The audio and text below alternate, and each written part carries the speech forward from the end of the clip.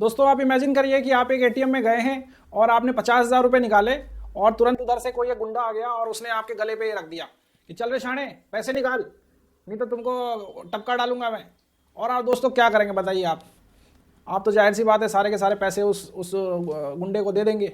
आप एक बार भी नहीं सोचेंगे कि ये पैसा कितना इंपॉर्टेंट है, पैसा ज़्यादा इंपॉर्टेंट है कि लाइफ ज़्यादा इंपॉर्टेंट है। आप डेफिनेटली उसको पैसा दे देंगे और अपनी जान बचा लेंगे। लेकिन रेस्ट ऑफ द लाइफ हम क्या करते हैं दोस्तों, हम सिर्फ पैसे के बारे में सोच रहे होते हैं, अपनी जान के बारे में नहीं सोचते, अपनी ज़िंदगी के बारे में नहीं सोचते, क्या अच्छा लगता है क्या बुरा लगता है नहीं सोचते। एक रैट रेस में हम भागते रहते हैं पैसे के पीछे। तो क्या ऐसा हो कि हम, ऐसा भी हो सकता है क्या कि हम जो है इतना सारा पैसा कमा लें या इतना सारा पैसा हमारे पास आने लग जाए कि हमें पैसे के बारे में सोचना ना पड़े। इसको बोलते हैं फाइनेंशियल फ्रीडम। नमस्कार दोस्तों, मेरा नाम है डॉक्टर कन्हैया चौधरी। मैं आपका स्वागत करता हूं आपके ही चैनल निफ्टी डॉक्टर में। दोस्तों फाइनेंशियल फ्रीडम जो है बहुत ही ज़्यादा एक वर्ड है जो पूरे वर्ल्ड वाइड रिसेंट पिछले 20 सालों में पॉपुलर हुआ है। लोग जल्दी से जल्दी फाइनेंशियली फ्री होना चाहते हैं, फाइनेंशियली रिटायर्ड होना चाहते हैं। वो चाहते हैं कि उनको पैसे के बारे में ना सोचना पड़े। पहले ऐसा नहीं था, पहले लोग इस बारे में नहीं सोचते थे। पहले क्या करते थे, लोग ज़िंदगी भर काम करते रहते थे और एक दिन उसी पैसे के पीछे भागते भागते मर जाते थे। लेकिन पैसा है एक ऐसी चीज़ है दोस्तों, अगर आपके पास सरप्लस पैसा है, आप फाइनेंशियली साउंड है, फाइनेंशियली फ्री हैं, तो आप हर वो चीज़ कर सकते हैं जो आप करना चाहते हैं, जो रियली आप करना चाहते हैं, जैसे आप इंजॉय करते हैं। आप अपनी फैमिली के साथ, अपने नियर एंड डियर के साथ आप अपना कीमती समय स्पेंड करना चाहेंगे। तो ये मैं नहीं कह रहा हूँ, ये मतलब दुनिया में ये साबित हो चुका है, इसके बारे में अलग अलग बुक्स लिखी जा चुकी है। आज दोस्तों मैं सिंपली आपको 5 ऐसे टिप्स बताऊंगा जिससे कि आप फाइनेंशियली फ्री हो सकते हैं, फाइनेंशियली फ्रीडम अचीव कर सकते हैं। आज दोस्तों रिपब्लिक डे के दिन, आज इंडिया जो है रिपब्लिक डे सेलिब्रेट कर रहा है 26 जनवरी को। उस दिन मैं आपको ये वीडियो बना रहा हूँ कि आप फाइनेंशियली कैसे फ्री हो सकते हैं। अंग्रेज़ तो चले गए तो इसका मतलब ये तो नहीं है कि हमें आज़ादी मिल गई। आज़ादी तो हमें सिर्फ अंग्रेज़ों से मिली, लेकिन हमें पैसे से कहाँ आज़ादी मिली दोस्तों। तो पैसे से आज़ादी के लिए क्या है, आपको सिंपल उपाय करने पड़ेंगे जो बिल्कुल प्रैक्टिकली पॉसिबल हैं और जिसे आप करके फाइनेंशियली फ्री आप भी हो सकते हैं। सबसे पहला है दोस्तों, आप इमरजेंसी फंड अपने लिए बना लीजिए। कोरोना के बाद हम सब ये बात करते हैं कि हमारे पास इमरजेंसी फंड होना चाहिए, लेकिन जो लोग सेंसिबल हैं वो पहले से भी इस चीज़ का ध्यान रखते थे और आपको भी ध्यान रखना चाहिए कि इमरजेंसीज आपको बता के नहीं आती है। इमरजेंसी कहीं से भी आ सकती है, किसी भी साइड से आ सकती है। तो इसलिए आप अपना जो है इमरजेंसी फंड बना के रखना चाहिए आपको। इमरजेंसी फंड एक ऐसा फंड हो जो कभी भी उसको टच ही नहीं करना है। वो फंड ऐसा नहीं होना चाहिए कि आपका कार ख़राब हो गई, आपके खिड़की का शीशा टूट गया और आपने उस फंड में से पैसे निकाल लिए। ऐसा नहीं होना चाहिए। वो ऐसा होना चाहिए कि जब लाइफ बिल्कुल आउट ऑफ द ट्रैक हो जाए, जैसे कि कोरोना में हुआ था, या कभी ऐसी सिचुएशन आए, तभी सिर्फ उस फंड को आप यूज़ करें। दूसरा है दोस्तों कि पॉइंट नंबर 2 ये है कि पे ऑफ योर डेप्ट। आप अपनी कर्ज जो है उससे जितनी जल्दी से जल्दी आप मुक्ति पालें उतना ज़रूरी है आपके लिए। ये हो सकता है आपके फाइनेंशियल फ्रीडम के लिए। अब इसमें भी अगर आप बहुत सारे कर्जे ले रखे हैं आपने, बहुत सारे तरह के डेट ले रखे हैं आपने, तो जो सबसे ज़्यादा एक्सपेंसिव होता है जैसे क्रेडिट कार्ड, मैं आपको अगर सीक्वेंस में बताऊं कि अगर आपको ऑप्शन दिया जाए तो किसको पहले आपको निपटाना चाहिए, किसको पहले ख़त्म करना चाहिए। जैसे सबसे पहले क्रेडिट कार्ड है, उसके बाद आप पर्सनल लोन है, उसके बाद आप देखो थर्ड जो हो सकता है मॉर्गेज लोन हो सकता है, 12-13% पे मिलता है। जैसे मैं आप परसेंटेज वाइज बात करूं तो क्रेडिट कार्ड आपको पता है 45% कॉस्ट करता है ईयरली, और पर्सनल लोन 15-16% तक हो जाता है। उसके बाद आप मॉर्गेज लोन जो है 12, vehicle, old vehicle, new vehicle, उसके बाद होम लोन, उसके बाद हो सकता है एजुकेशन लोन आए। तो इसमें जो सबसे महंगे लोन है उसको आप पहले ख़त्म कर दीजिए। तो इससे क्या होगा, जैसे जैसे आप ख़त्म करते जाओगे आप फाइनेंशियल फ्रीडम के नज़दीक पहुँचते जाओगे दोस्तों। उसके एक और इफेक्ट बोलते हैं स्नोबॉल इफेक्ट। ये स्नोबॉल इफेक्ट क्या होता है कि आप एक ये भी कर सकते हो, जो छोटे छोटे लोन हो, जैसे आपके पास आपके ऊपर 4-5, मान के चलिए 5 कर्जे हैं आपके ऊपर।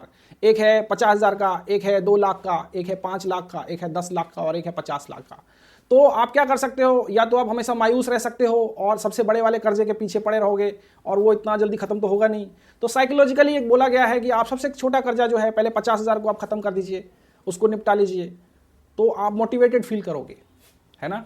आप मोटिवेटेड फील करोगे तो फिर उसके बाद दूसरा, फिर तीसरा, और सबसे बाद में आप 50 लाख वाले को निपटाएं, है ना। तो इससे क्या होगा कि लाइक आपको एक इफेक्ट, आपको एक मोटिवेशन मिलेगा और आप जल्दी से जल्दी अपना लोन खत्म कर पाओ। तीसरा है दोस्तों रनवे अपने लिए तैयार करना। अब ये रनवे क्या होता है, ये भी एक इमरजेंसी फंड का एक्सटेंडेड पार्ट होता है। अब आप जैसे समझ रहे हैं कि जिस तरह की वर्ल्ड में हम लोग रह रहे हैं, लोगों के पास परमानेंट जॉब्स तो है नहीं, तो लोग मोस्टली लोग आजकल फ्रीलांसर्स हैं या प्राइवेट जॉब्स में हैं या कॉन्ट्रैक्ट बेसिस पे होते हैं। तो इसमें क्या हो रहा है कि लोगों को बिना बुलाए उनको अनएम्प्लॉयमेंट पकड़ लेती है, बिना बुलाए, मतलब आप समझो आप फाइट कर दिए जाते हो जॉब से।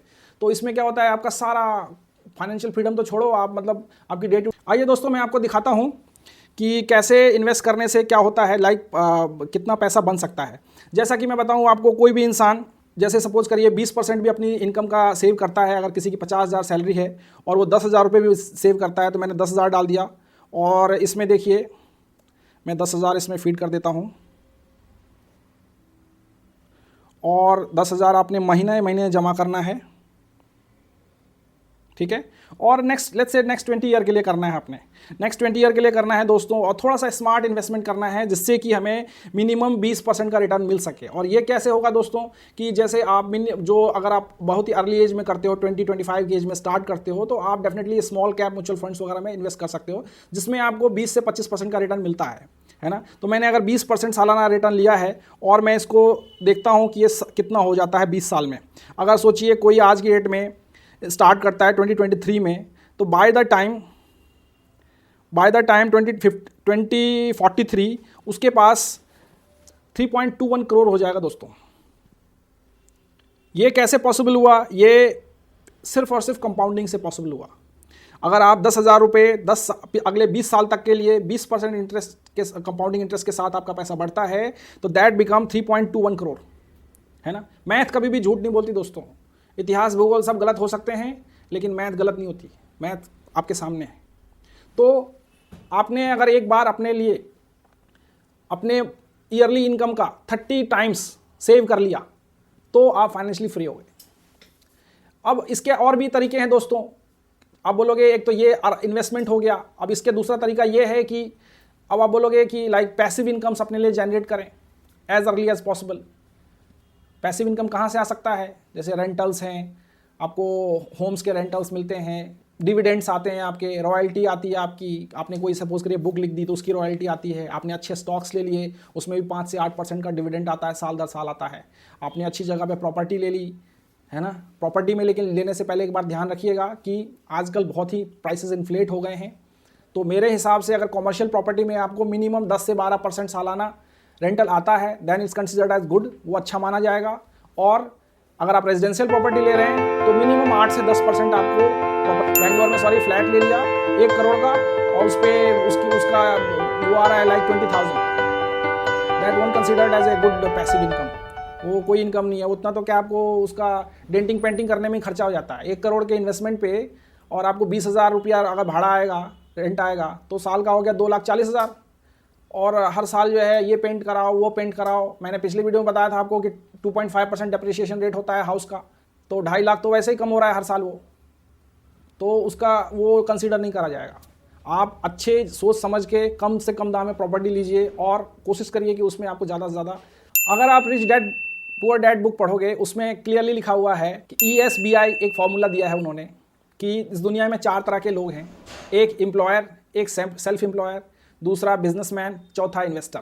तो सेल्फ एम्प्लॉयड में और बिजनेस ओनर में बहुत डिफरेंस है। सेल्फ एम्प्लॉयड वो होता है जिसको खुद डेली बिजनेस जाना पड़ता है, और बिजनेस ओनर वो होता है कि आप जाओ चाहे नहीं जाओ, आपका बिजनेस आपके लिए पैसा जनरेट करता रहे, दैट इज कॉल्ड बिजनेस। तो इस दुनिया में आप देखो तो 90% लोग जो है उनके हिसाब से उस टाइम पे था, अभी तो लगता है और ज़्यादा हो गया, और इंडिया में तो ये खैर 98% माना जाता है कि 98% जो लोग हैं दे आर इधर एम्प्लॉयड और सेल्फ एम्प्लॉयड, ठीक है, या तो रोजगार कर रहे हैं या स्वरोजगार कर रहे हैं। और सिर्फ 2% ऐसे लोग हैं जो बिजनेस ओनर हैं और इन्वेस्टर हैं। लेकिन इसका उल्टा क्या हो रहा है कि 98% पैसा जो है वो सिर्फ 2% लोगों के पास है, और 2% पैसा जो है इन 98% लोगों में है। अब इसके लिए 2 तरीके हैं, आप तो गवर्नमेंट को गाली दे दो या कोसते रहो कि हम ऐसी कंट्री में क्यों पैदा हो गए। इस सबसे काम नहीं चलेगा दोस्तों। एम्प्लॉयमेंट है, अनएम्प्लॉयमेंट है, उसको मारो गोली। अपने को उन 2% में आना है, अपने को उन 2% में एंट्री चाहिए। अब वो कैसे होगा? या तो खुद बिजनेस क्रिएट कर लीजिए, जो मोस्ट ऑफ द टाइम बहुत डिफिकल्ट होता है इस तरह का बिजनेस क्रिएट करना, जिससे कि आपको पैसिव इनकम आ सके। या दूसरा तरीका है, जैसा कि रॉबर्ट कियोसाकी ने भी बोला रिच डैड पुअर डैड में, कि जो बहुत ही स्टैब्लिश बिजनेस है उसमें आप हिस्सेदारी ले लो, शेयर्स खरीद लो आप, तो क्या होगा, you are part of that company, और जैसे जैसे कंपनी ग्रो करेगी यू विल टेक एवरीथिंग, हमें आपको उसका बेनिफिट मिलेगा in terms of capital appreciation, stock का प्राइस बढ़ेगा तो आपका भी वैल्यू बढ़ रहा है। दूसरा डिविडेंड, जैसे जैसे कंपनी मुनाफा करेगी तो आपको मिलेगा। तो इन सब चीज़ों से दोस्तों आप फाइनेंशियली फ्री हो सकते हैं। और दोस्तों इंडिया के बारे में दूसरा 2 मिनट लेना चाहूँगा मैं, आपका एक्स्ट्रा 2 मिनट मैं लेना चाहूँगा आज। बहुत से लोग बहुत रिग्रेट कर रहे होते हैं, मैंने देखा अपनी लाइफ में, कि हम इंडिया में क्यों पैदा हो गए, इंडिया में क्यों पैदा हो गए। पर्सनली मैं दोस्तों, मैं आज से 10 साल पहले अफ्रीका में रहता था, बोत्सवाना साउथ अफ्रीका में, और पर्सनली जो वर्ल्ड की पुअरेस्ट कंट्री है जिम्बाब्वे, DR कॉन्गो, वहाँ भी मैं गया था। मैंने देखा है कि लाइफ कैसी है वहाँ। एक ब्रेड खरीदने के लिए आपको इतने सारे पैसे लेके जाने होते थे, और एक ब्रेड के लिए आपको सुबह लाइन लगानी पड़ती थी दुकान के सामने। ये पता नहीं होता था कि आज आपने जो पैसा बैंक में डाला है वो पैसा आपको 2 साल बाद मिलेगा कि नहीं मिलेगा। एक तो पहले तो इतना हाइपर इन्फ्लेशन चल रहा है वहाँ कि सरकार हर दिन जो है 0 पे 0 हटाती रहती है बैठ के, है ना। तो ये खाली वहाँ की बात नहीं कर रहा हूँ, वो तो मैं पुअरेस्ट कंट्री की बात कर रहा हूँ। आपने अभी फिलहाल में श्रीलंका में देखा होगा कि लोगों को पेट्रोल नहीं मिल रहे हैं, लोगों को नॉर्मल चीज़ें नहीं मिल रही हैं। अभी आप पाकिस्तान में देखो ऐसा हो रहा है। तो बाय गॉड ग्रेस हम लोग जो है इंडिया में हैं। इंडिया इतना ख़राब भी नहीं है दोस्तों, हम लोग ठीक है, हम अमेरिकन नहीं हैं, हम यूरोपियन नहीं हैं, लेकिन इंडिया इतना ख़राब भी नहीं है। जब आप इंडिया से बाहर जाओगे देन यू विल रियलाइज़ कि इंडिया क्या है। मैं 10 साल रहा हूँ बाहर, मुझे पता है एक इंडियन होने का मतलब क्या होता है, एक ब्लू पासपोर्ट होल्डर का मतलब क्या होता है दोस्तों।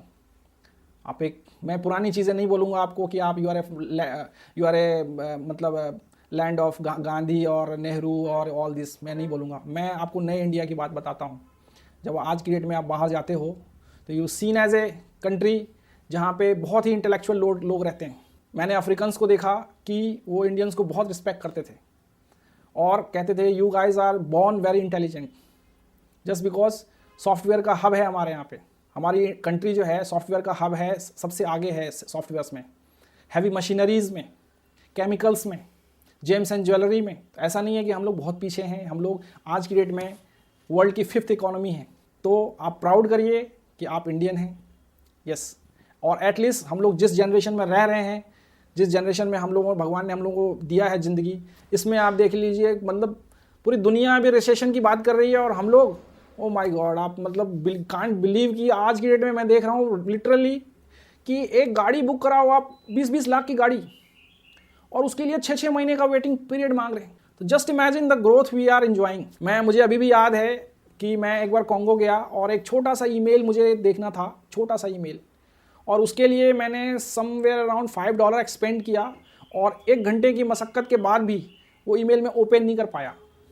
ये बात बता रहा हूँ मैं सन 2011 समथिंग की, आज से 11 साल पहले की।